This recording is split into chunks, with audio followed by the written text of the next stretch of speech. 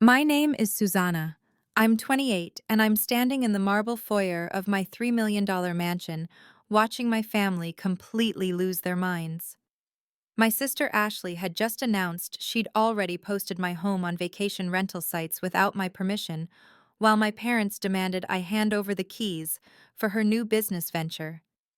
Security cameras caught my father attempting to pick my locks, while my mother distracted me, and when I refused, she said something that changed everything. Before we dive into this family nightmare, I'd love to know where you're watching from today. If family drama stories help you feel less alone in your own struggles, please hit that like button and subscribe for more real-life experiences.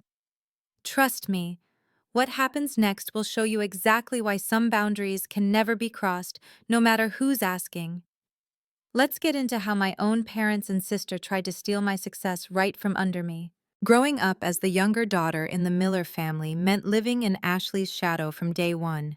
While she got straight A's without studying, I spent countless nights teaching myself to code in my bedroom, building websites for local businesses just to save money for college.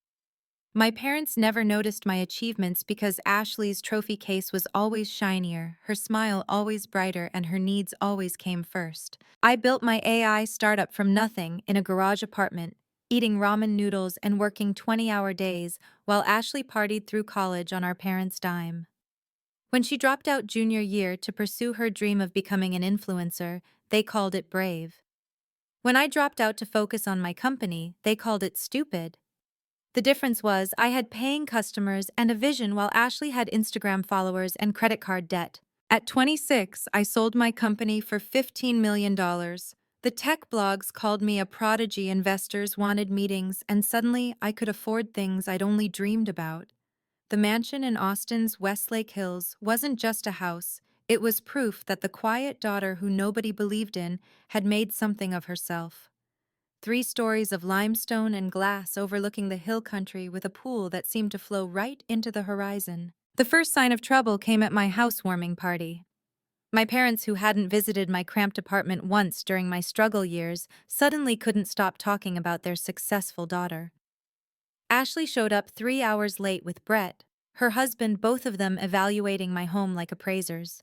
She ran her fingers along the marble countertops and made comments about all the wasted space. Must be nice, Ashley had said, sipping champagne I'd bought. Some of us have real responsibilities, you know. Kids to think about. She didn't have kids. She had excuses and a husband who'd been unemployed for 2 years, living in a house my parents co-signed for. The pattern of their favoritism became clear in hindsight.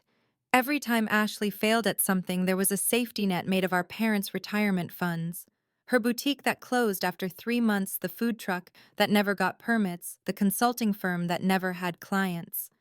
Each failure was met with understanding and more money, while my request for a $1,000 loan during my startup's early days was met with lectures about financial responsibility. Things escalated when a Forbes article featured me in their 30 under 30 list.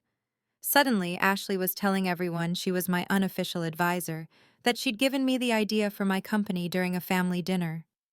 The lie was so bold that some people actually believed it, and when I corrected the record, I became the bitter sister trying to steal her siblings' credit. My father called me selfish for not supporting Ashley's version of events.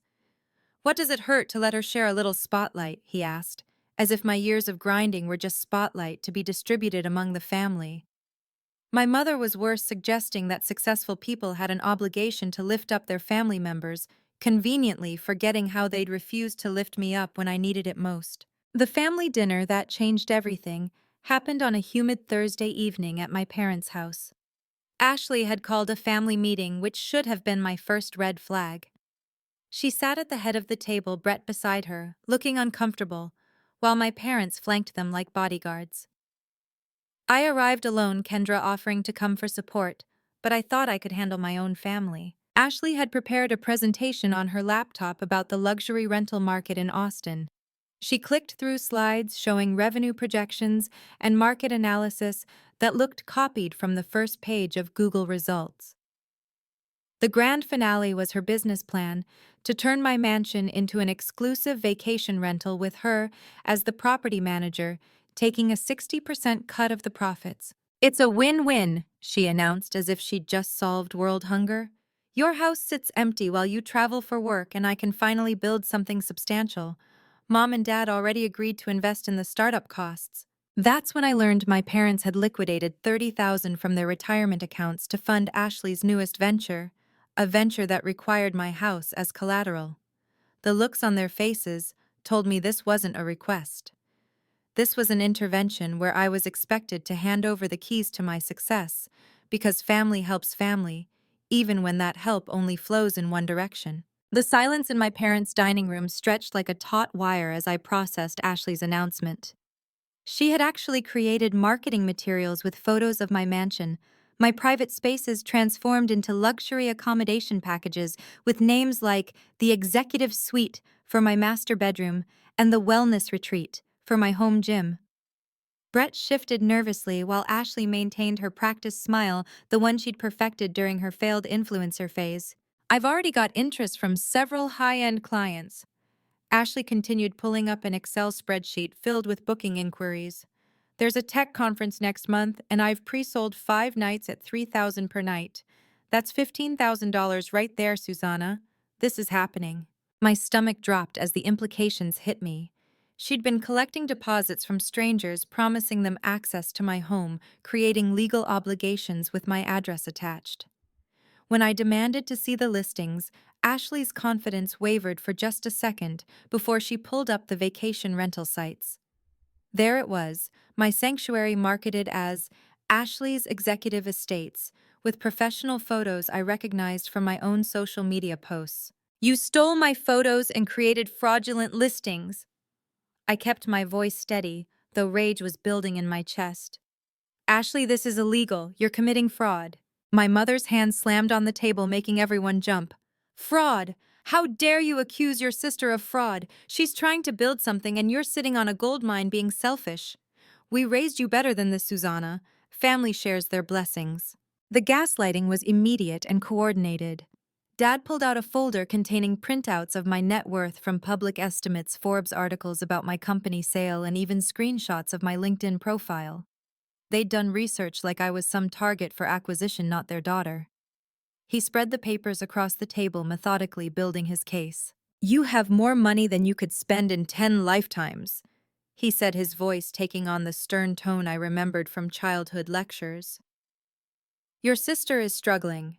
Brett lost his job through no fault of his own. They're facing foreclosure and you're living alone in a house with 7 bedrooms. The math is simple, Susanna. You help family. Ashley's tears appeared on cue, and I wondered if she'd practiced in the mirror. I just wanted to contribute something, she sobbed. You've always been the smart one, the successful one. I thought this could be my chance to prove I'm worth something too. But you can't even give me this small opportunity. Brett finally spoke, his voice carefully modulated like he'd rehearsed. We've already incorporated the business, Susanna. Miller Luxury Estates, LLC. Your parents are investors. We've got insurance lined up, cleaning crews interviewed. All we need is your cooperation. The word cooperation felt like a threat, and I realized this wasn't just about the rental scheme. This was a coordinated attack on my boundaries, my success, and my autonomy. I stood up slowly, my hands steady despite the adrenaline coursing through my veins. The answer is no, I said clearly. You've committed fraud using my property. You've taken deposits under false pretenses. And you've involved our parents in what could be criminal charges. I'm leaving now, and I suggest you return every penny to those people before I involve my lawyers. The explosion was immediate. Ashley's tears transformed into screaming accusations about my selfishness, my lack of family loyalty, my cold heart. Mom called me ungrateful, reminding me of every sacrifice she'd made, though she couldn't name any specific to me. Dad's approach was more calculated, suggesting that family court might see things differently if they sued for support based on my wealth. But the real betrayal came when I got home. My security system showed multiple unauthorized entry attempts over the past month. The timestamps matched perfectly with when I'd been traveling for business. The footage revealed the truth that made my blood run cold.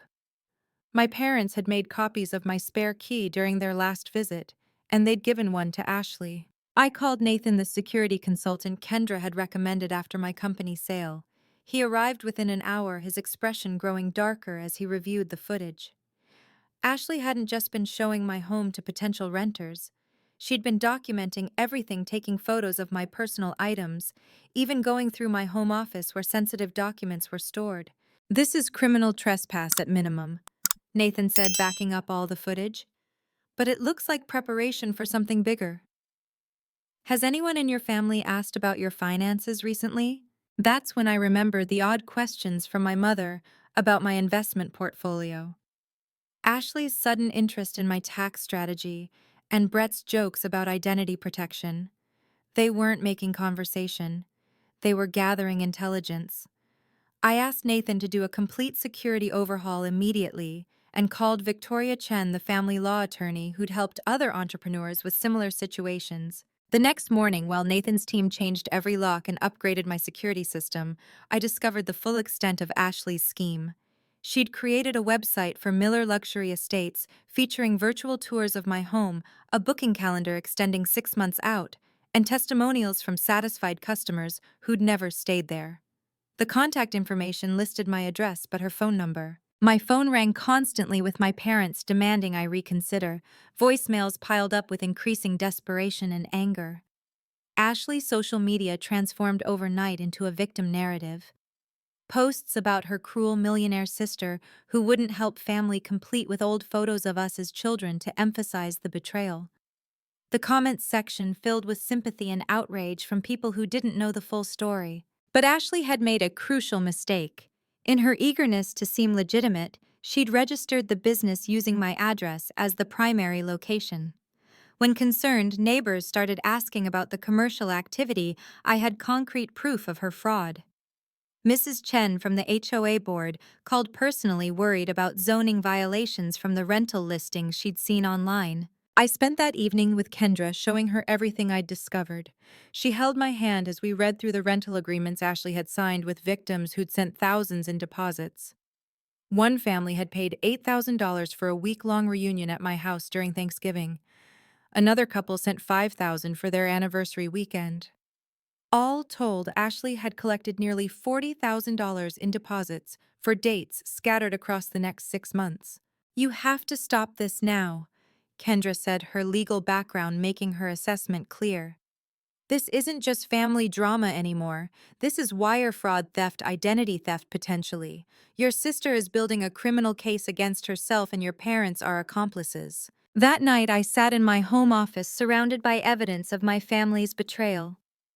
The security footage, the fraudulent listings, the forged rental agreements, and the business registration documents.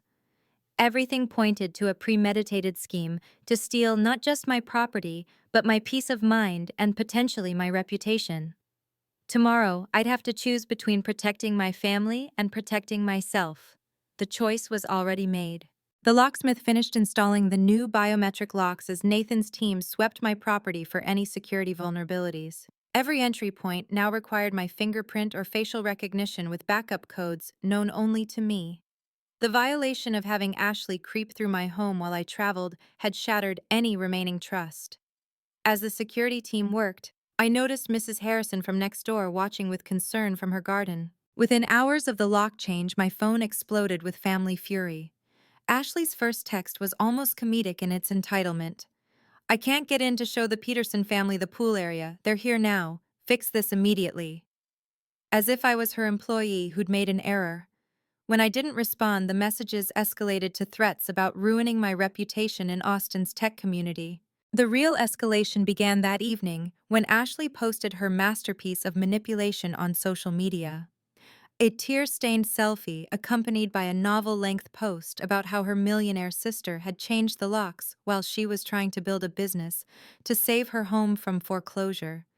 She painted herself as the struggling entrepreneur, just trying to make ends meet, while her selfish sister hoarded wealth like a dragon. The post went viral in our extended network. Within hours, I had messages from college acquaintances, former colleagues, and even some current business contacts asking if the story was true.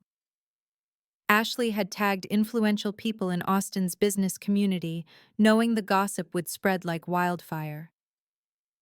My phone buzzed with screenshot after screenshot as people forwarded the post, some offering sympathy for my difficult situation, others clearly judging me. 2 days later, my parents orchestrated their first major assault.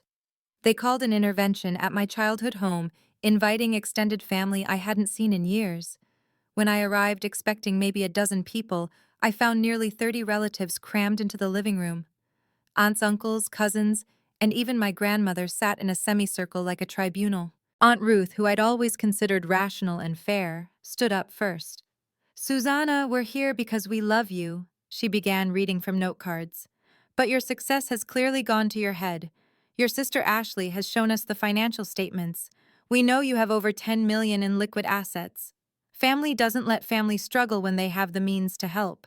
The financial statements she referenced were private documents from my investment portfolio. The only way Ashley could have obtained them was through my home office during her trespassing episodes. As relative after relative stood to share their disappointment in my selfishness, I realized this wasn't just about Ashley's rental scheme. This was about every family member who suddenly saw me as their personal ATM. "She's mentally unstable," my mother announced to the room, producing printed emails where I'd firmly but professionally declined various family loan requests. "Look at how cold these responses are. This isn't the daughter I raised. I think the money has triggered something. She needs help." The gaslighting reached new heights as they discussed my mental health as if I wasn't sitting right there. Cousin Jerome suggested power of attorney might be necessary if I couldn't make rational decisions about family obligations. My grandmother, who'd received a car from me last Christmas, nodded along sadly about how money corrupts people. I stood to leave, but my father blocked the door. "You're not walking away from family," he said, his voice low and threatening. "Sit down and listen to reason, or things will get much worse for you." The mask had finally slipped. This wasn't about love or concern. This was about control and access to my resources. "Move or I'm calling the police," I said, clearly holding up my phone. The room erupted in gasps and accusations. How dare I threaten to involve law enforcement in a family matter? What kind of person calls the police on their own father? As I pushed past him and left, I heard Ashley's dramatic wails about her heart being broken by her sister's cruelty. The next morning, my business email was flooded with one-star reviews on every platform where my professional profile existed. The reviews all followed a similar pattern, mentioning my lack of ethics, my cruel treatment of family, and suggesting I'd stolen my business ideas from others. The coordination was obvious, but the damage to my online reputation was real. Brett's escalation came through legal channels. A courier delivered a cease and desist letter from a budget attorney claiming I was interfering with their legitimate business operations. The letter referenced a verbal agreement made during a family dinner where I'd supposedly agreed to let Ashley manage rentals. It demanded immediate access to the property and threatened a lawsuit for breach of contract and lost income. The security cameras caught the next wave of attacks. Ashley attempted to have utilities transferred to her name, telling the companies she was the new property manager. When that failed, she tried to file change of address forms with the Postal Service, hoping to intercept my mail. Nathan's security system captured her attempting to use a bump key on the new locks at 3 a.m. dressed in black like a burglar. My mother's betrayal cut the deepest. She began calling my former colleagues and business partners, expressing concern about my mental state. She suggested I was having a breakdown, that the family was trying to help me, but I was paranoid and delusional.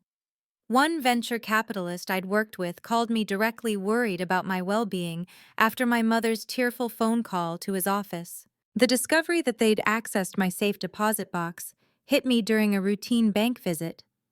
The bank manager looked confused when I asked to access box 447.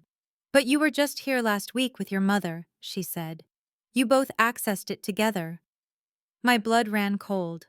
The box had contained emergency cash and important documents. The signature card showed my mother's name, a relic from my college days when she'd been added for emergencies. 15,000 in emergency cash was gone, along with copies of vital documents, including my company sale agreements. The bank's security footage showed my mother calmly emptying the box while chatting with the manager about her proud daughter's success. The violation felt like a physical blow. Every safety net I'd thought I had was compromised. Ashley's social media campaign intensified with daily posts about her struggles. She live-streamed from outside my gates, showing followers the mansion my sister won't share while I'm losing my home. The comments section became a war zone between people who saw through her manipulation and those who bought her victim narrative completely. Death threats started appearing in my DMs from strangers who believed I was the villain in Ashley's fabricated story. Then came the moment that changed everything. Nathan called me at midnight, his voice tense. "You need to see the security footage from tonight," he said.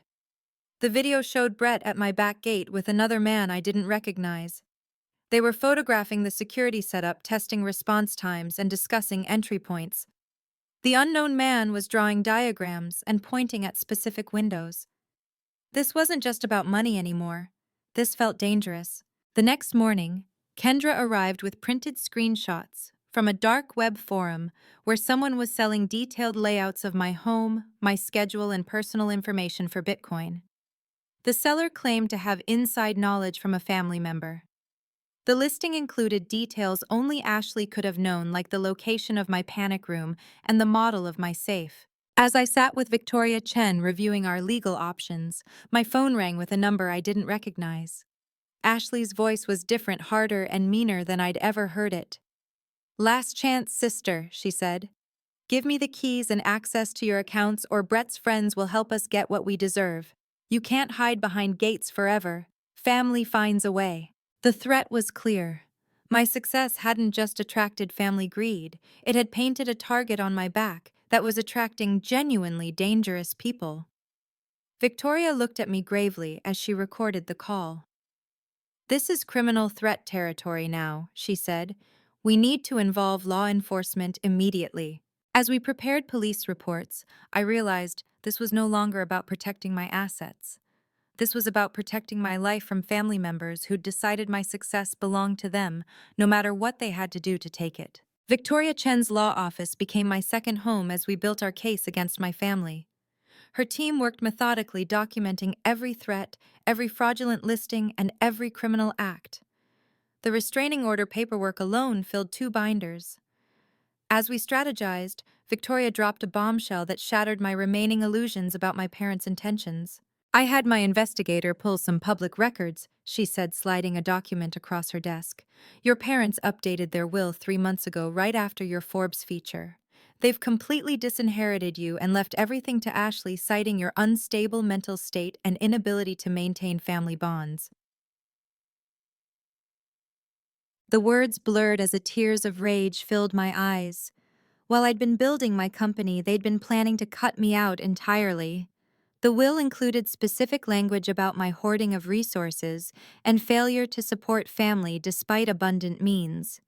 They'd legally codified their resentment of my success. Ashley's next attack came through my own company. My former CFO called confused about a resume from someone claiming to be my sister, applying for a consulting position to help with family business integration. Ashley had crafted a believable story about our reconciliation and my desire to bring family into the business. She'd already scheduled interviews with 3 department heads. When we blocked that attempt, she pivoted to befriending Emma, a new developer who didn't know our history. Ashley positioned herself as the supportive sister bringing lunch to check on me. Emma innocently shared details about our upcoming product launch, which Ashley immediately tried to sell to competitors. The betrayal was discovered only when a rival company's CEO called me directly, concerned about the suspicious offer. My parents' financial desperation surfaced when my bank alerted me to unusual activity. They'd attempted to access an old joint account from my college days that still had their names attached. While it only contained a few $100s, the attempt showed they were scraping for any access point. The bank froze the account and flagged their attempts as potential elder fraud, which mortified them. The discover that Brett was shopping around a tell-all book proposal about my wife's billionaire sister a family betrayed shouldn't have surprised me, but it did. The sample chapters Victoria's investigator obtained painted me as a tech sociopath who'd stolen ideas from Ashley and abandoned family values for money.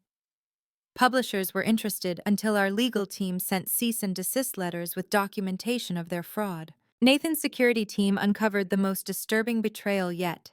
Ashley had been in contact with my ex-boyfriend Marcus, who I'd dated during my company's early days. She'd convinced him that I owed him money for emotional support during the startup phase. Marcus, bitter about missing out on the acquisition windfall, was preparing a palimony lawsuit with Ashley's encouragement and inside information. The security footage from Marcus's apartment building showed Ashley visiting him weekly, always carrying folders and laptops. She was building a case that I'd promised him equity in the company during our relationship. The fabricated evidence included edited text messages and manipulated emails. Marcus was either complicit or too blinded by potential money to see Ashley's manipulation. My mother's public betrayal reached new lows when she appeared on a local podcast about family wealth disputes. Without naming me directly, she told a thinly veiled story about a daughter who'd forgotten her roots, abandoned her struggling sister, and hoarded wealth while family members faced homelessness. The host, smelling drama, probed for details that my mother eagerly provided, violating every boundary of privacy. The podcast went viral in Austin's tech community. Suddenly, I was the cautionary tale about success corrupting family values. Think pieces appeared on Medium about wealth inequality within families using my situation as a case study. My name was never mentioned, but everyone knew. The damage to my reputation was precisely calculated for maximum impact. Then came the Friday, when everything accelerated. A process server found me at my favorite coffee shop delivering lawsuit papers in front of colleagues. Ashley and Brett were suing me for breach of oral contract, claiming damages of $2 million for lost rental income. My parents were listed as witnesses prepared to testify that I'd verbally agreed to the arrangement. Victoria reviewed the lawsuit with barely concealed fury. "They're claiming you promised them use of the property during a recorded family dinner," she explained. "They've submitted an audio file as evidence. When we listened to it, my blood ran cold. The conversation was real but edited.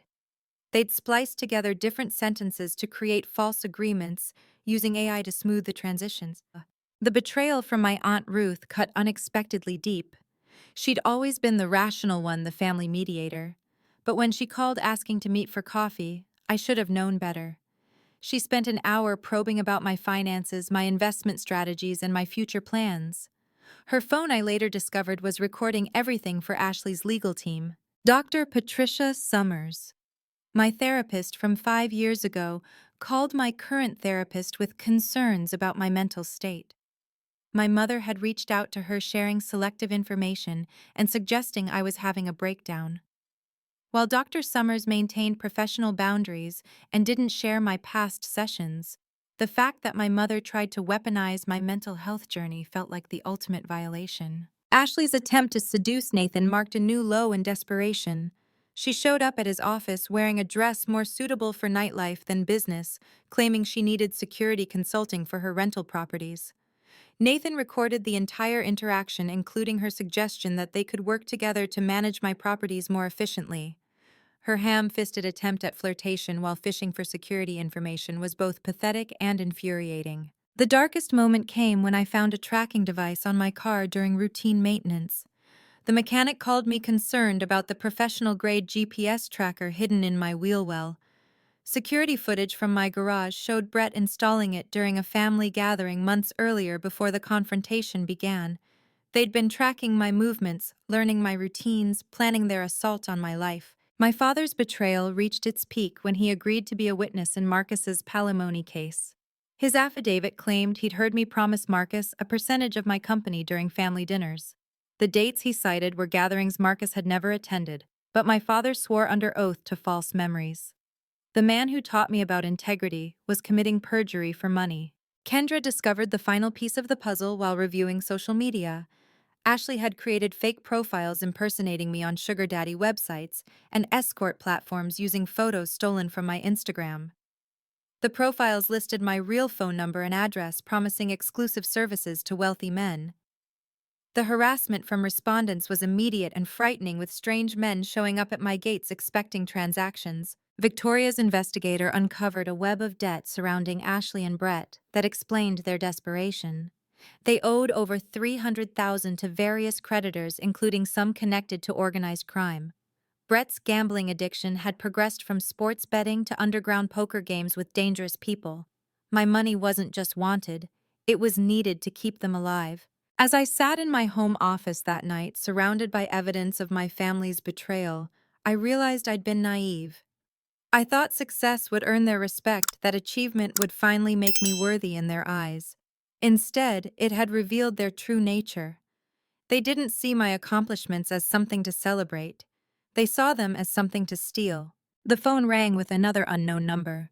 This time it was a debt collector looking for Ashley, threatening consequences if the family didn't pay. When I explained I wasn't responsible for my sister's debts, he laughed coldly. "Family is family," he said, "and we always collect."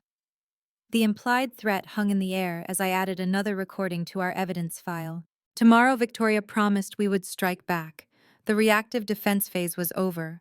It was time to show my family that success hadn't made me weak. It had given me resources they never imagined, and I was done being their victim.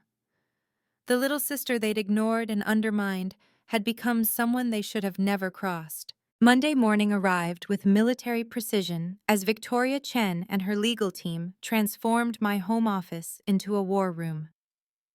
Boxes of evidence lined the walls, multiple laptops displayed security footage, and a timeline of criminal activities covered an entire wall. Victoria's senior investigator, James Hartley, had uncovered more than we'd ever imagined about Ashley and Brett's activities. "Your sister has been running the same scam in Nevada and Arizona," James explained, spreading out documents from multiple jurisdictions. "Different names on the LLCs, but same pattern.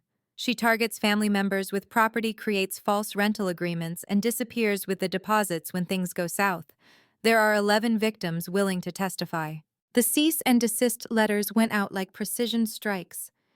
Every family member involved received hand-delivered notices from one of Austin's most prestigious law firms. The language was clear: cease all defamatory activities, return all stolen funds, and prepare for both civil and criminal proceedings. The letters included screenshots of their posts, transcripts of their threats, and warnings about conspiracy charges. Nathan's security team had installed cameras around the neighborhood with neighbors' permission after explaining the threat level. Mrs. Harrison next door was particularly helpful, furious about strangers casing the neighborhood. The footage revealed Brett meeting with increasingly dangerous-looking individuals, showing them photos of my property, and discussing entry strategies. Victoria's strategy was brilliant in its simplicity. Rather than playing defense, we'd file our own lawsuits first, putting the family on their heels. The civil suit for defamation, fraud, and intentional infliction of emotional distress sought damages equal to what they'd tried to steal. The criminal complaints were filed simultaneously with the Austin Police Department, the FBI for wire fraud, and the IRS for unreported income from Ashley's scams. The restraining order hearing provided our first courtroom victory. Judge Morrison reviewed the evidence with growing disgust as Victoria presented the security footage, threats, and fraudulent documents. When Ashley tried to interrupt with tears and accusations, the judge shut her down immediately.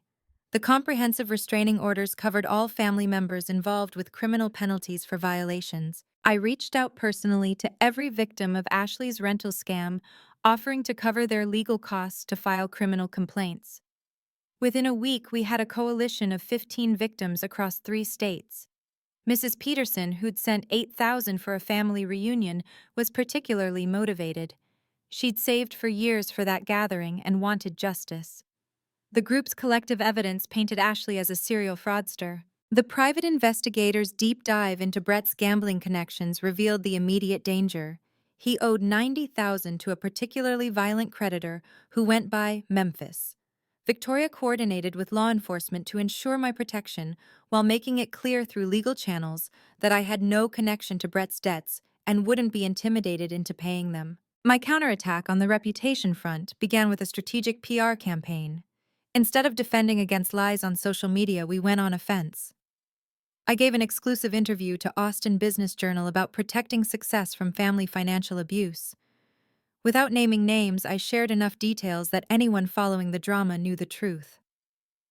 The article sparked conversations about toxic family dynamics and financial boundaries. The forensic accountant Victoria hired discovered the full extent of my parents' deception.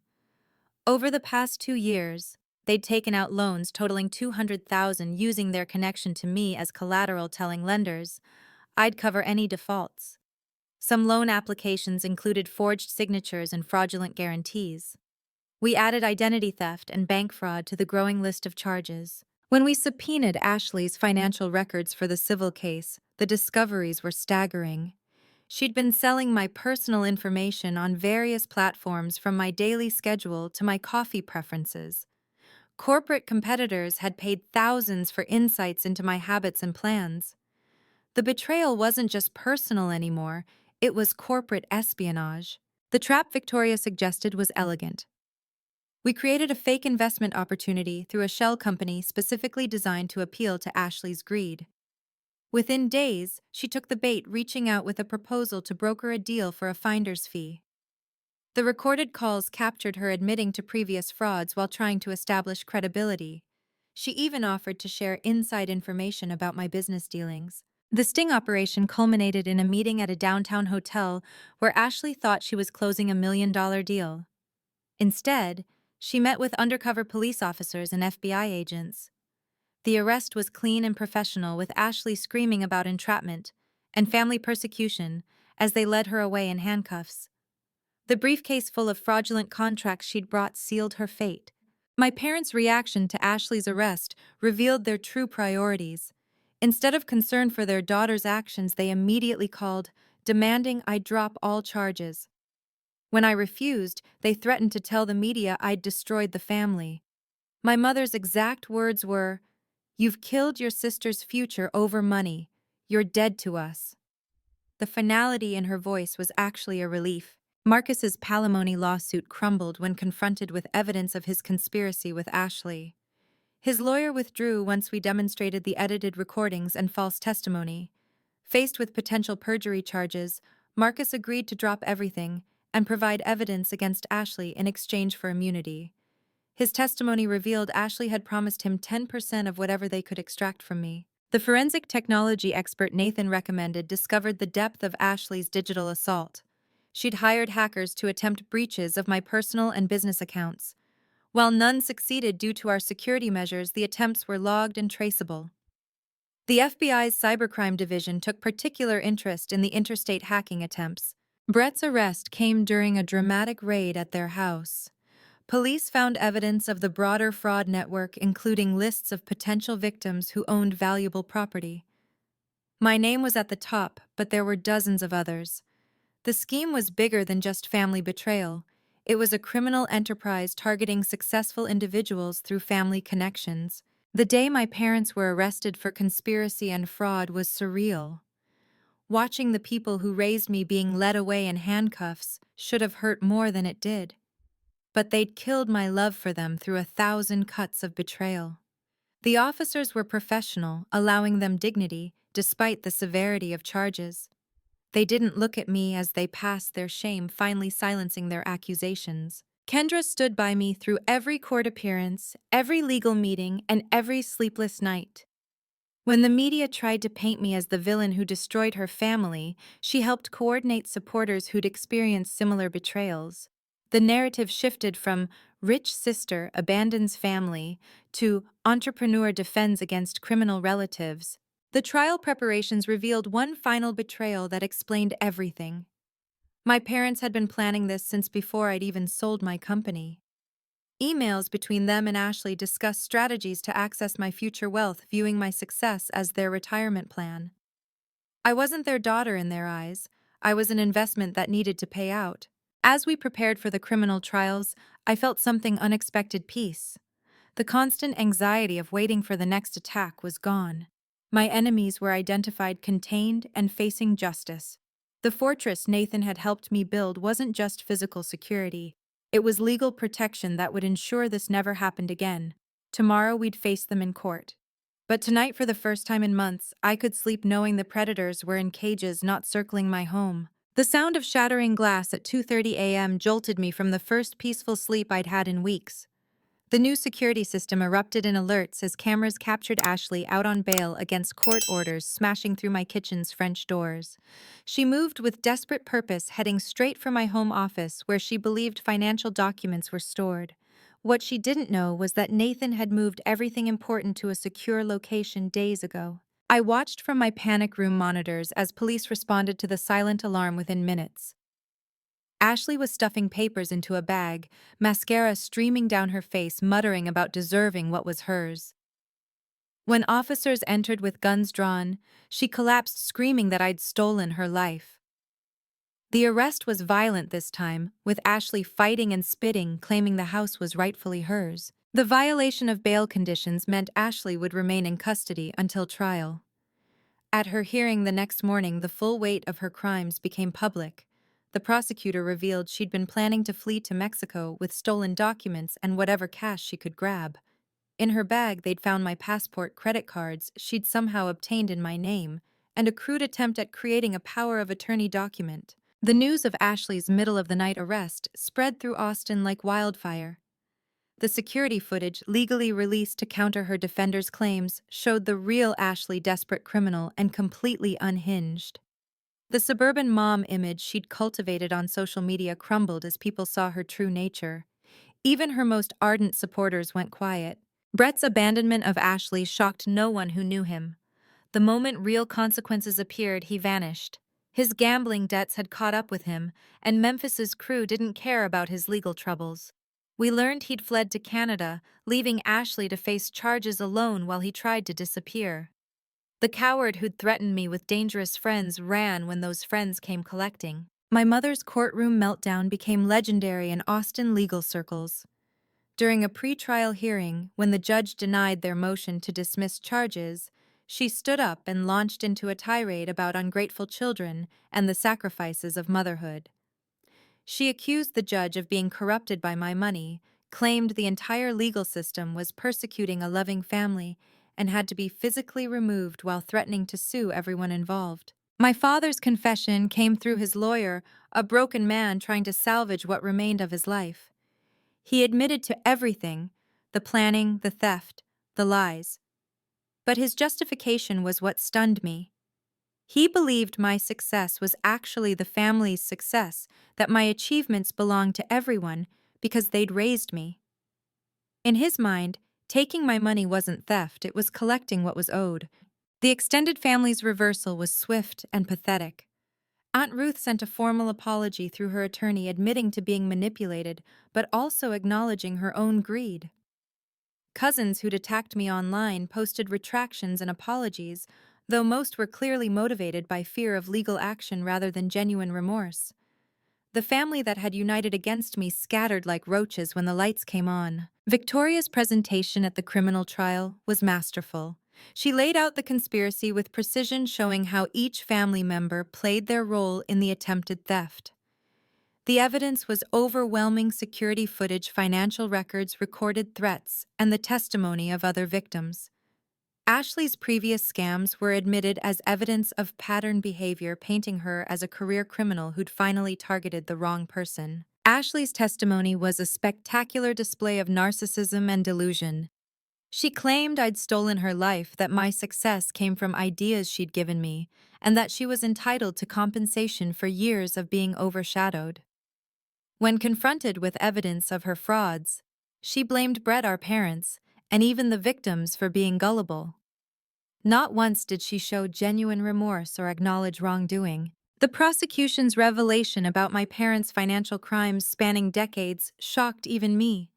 They'd been running smaller scams for years, using their reputation as respectable middle-class parents to defraud churches, neighbors, and community organizations. My success had simply made them greedier and bolder. The father who'd lectured me about integrity had been living a lie my entire life. Marcus's testimony as a prosecution witness revealed Ashley's manipulation tactics in detail.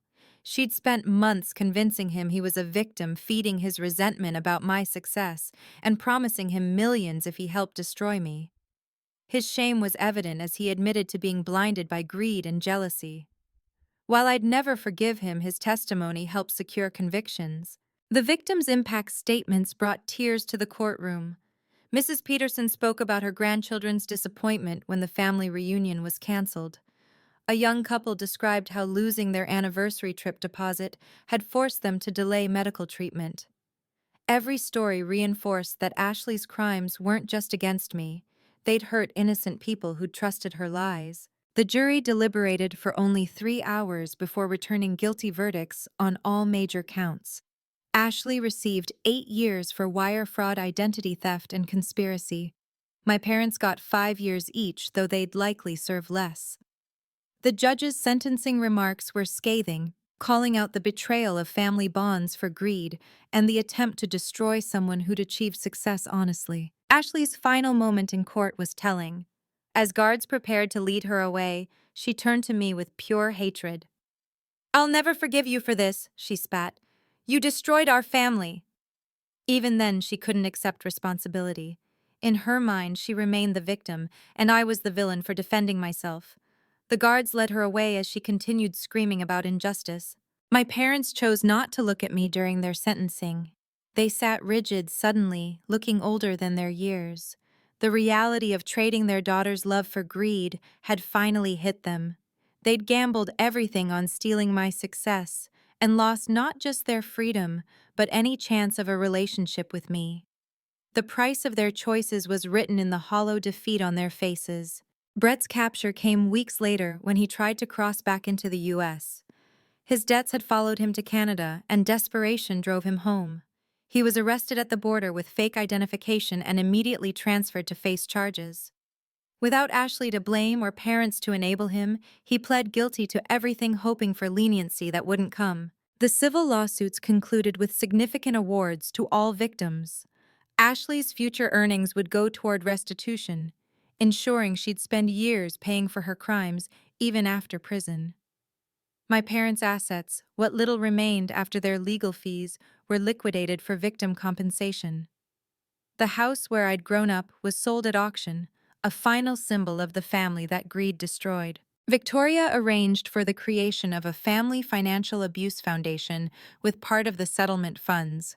We'd help other successful individuals facing similar predatory behavior from relatives. The first seminar drew over 100 attendees, all sharing stories of family members who'd felt entitled to their success. My story had resonated with more people than I'd imagined. Standing in my secure home 6 months later, I felt the weight of what I'd lost and what I'd gained. The family I'd tried so hard to please was gone, but they'd been gone long before the trials. In their place, I had chosen family Kendra, Victoria, Nathan, and others who'd stood by me when blood relatives became predators. The mansion felt different now, not a symbol of success to be stolen, but a sanctuary I'd defended and won. The last letter from prison came from my father, not asking for forgiveness, but offering explanation. He wrote about growing up poor, about the jealousy that ate at him, watching others succeed, about how my achievements had made him feel like a failure. It wasn't an apology, just an admission that he'd let envy turn him into someone he didn't recognize. I filed it with the other evidence, a final piece of the puzzle I no longer needed to solve. As I prepared for a business trip the next morning, my security system was just routine now, not the lifeline it had been during the attacks. The threats were contained, the predators caged, and my success protected by boundaries they'd forced me to build. My phone rang with a new business opportunity, and I answered with confidence. They'd tried to steal my success, but all they'd done was teach me how to guard it better. 6 months after the trials ended, morning sunlight streamed through my kitchen windows as I prepared coffee in peaceful silence.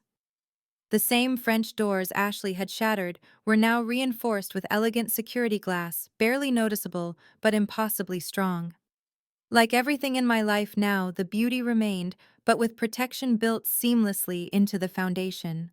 My home had transformed from a fortress under siege into a genuine sanctuary. The therapy journey with Dr. Jennifer Walsh revealed patterns I'd been blind to my entire life.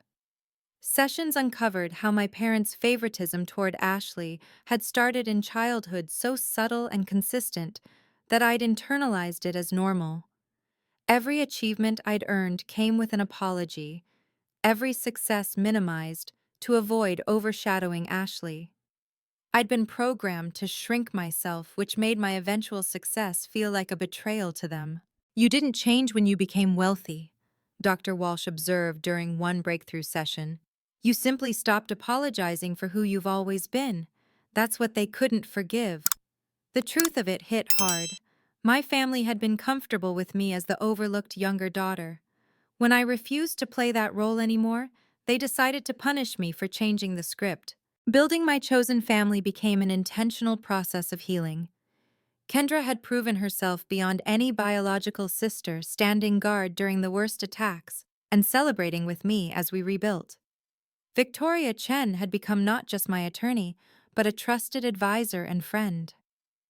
Nathan evolved from security consultant to someone who genuinely cared about my well-being beyond physical safety.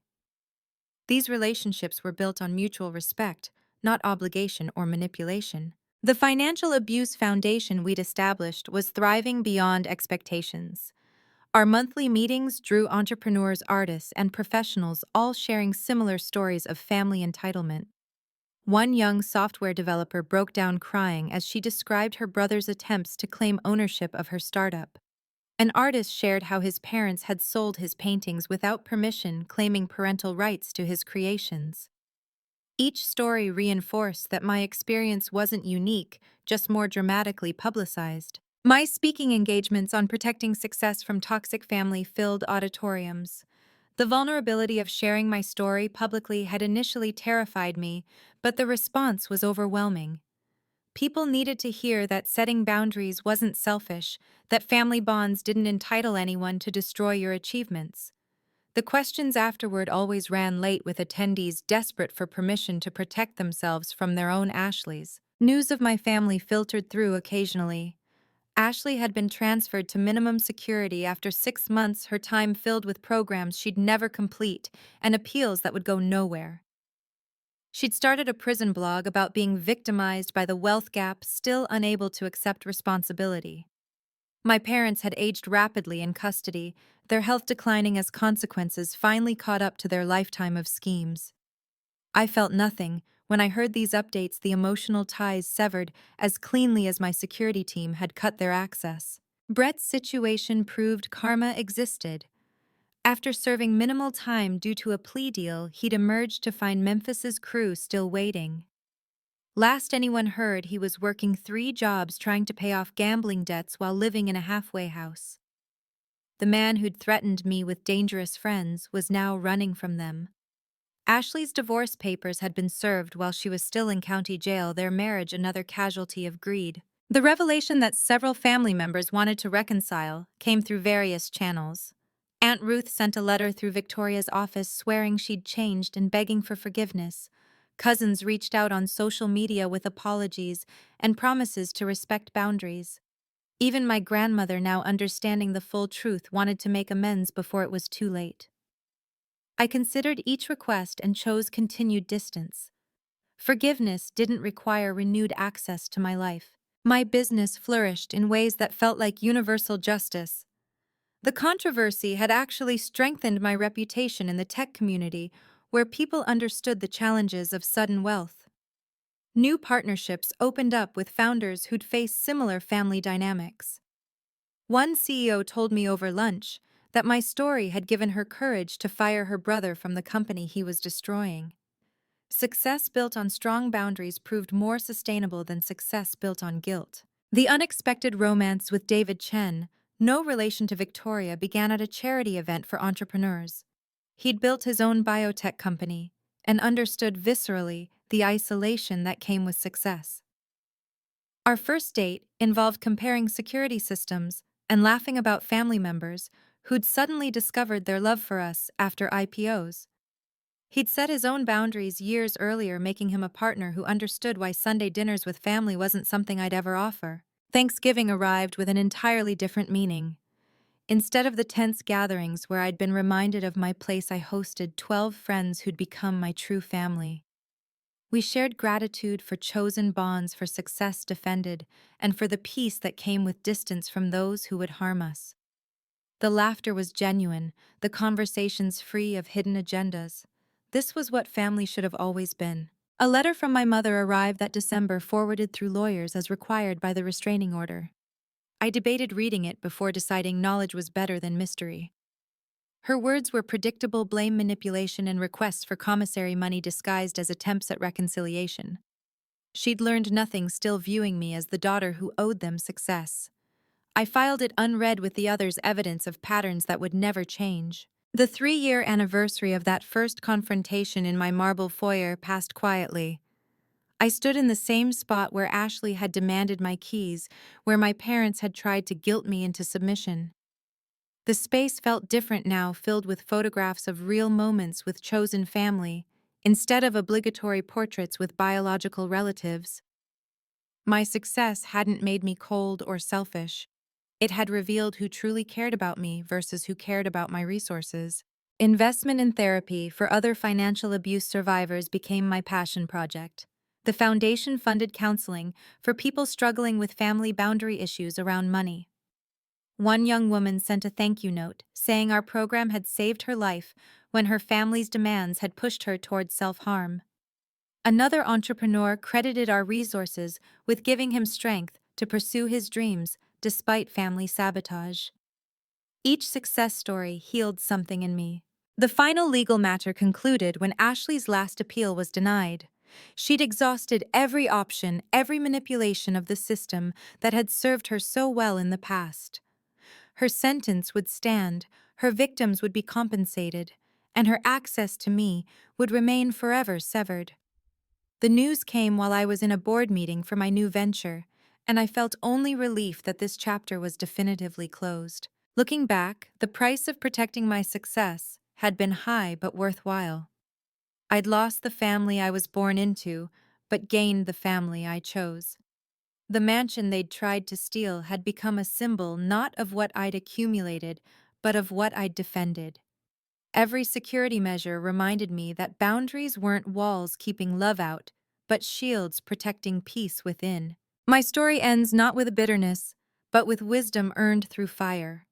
Success doesn't obligate you to enable others' failures. Family bonds don't entitle anyone to destroy what you've built. Blood relationships aren't licenses for financial abuse. Sometimes the most loving thing you can do for toxic family is to love them from a distance that keeps you safe. My $3 million mansion stands secure, but more importantly, so do I. The greatest lesson from this journey: when someone shows you they value your resources more than your well-being, believe them the first time. I'd spent years making excuses for my family's behavior, hoping success would finally earn their love.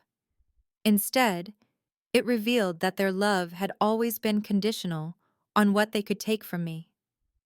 The unconditional love I'd sought from blood relatives I found in friendships forged through mutual respect and proven loyalty. To those facing similar battles, remember this: you didn't work hard to fund someone else's entitlement.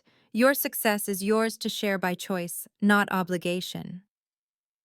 Family members who truly love you will celebrate your achievements without calculating their cut. Those who see your prosperity as their opportunity have already told you everything you need to know. Listen to them, set your boundaries, and never apologize for protecting what you've earned. The family that matters will understand. The family that doesn't understand never mattered. What boundaries have you had to set with family members who felt entitled to your success? Share your story in the comments below. If this message resonated with you, please hit that like button and subscribe for more content about protecting your achievements and building healthy relationships around success. Share this video with someone who needs to hear that it's okay to say no to family. Thank you for joining me on this journey. And remember, your success is not an apology you owe to anyone.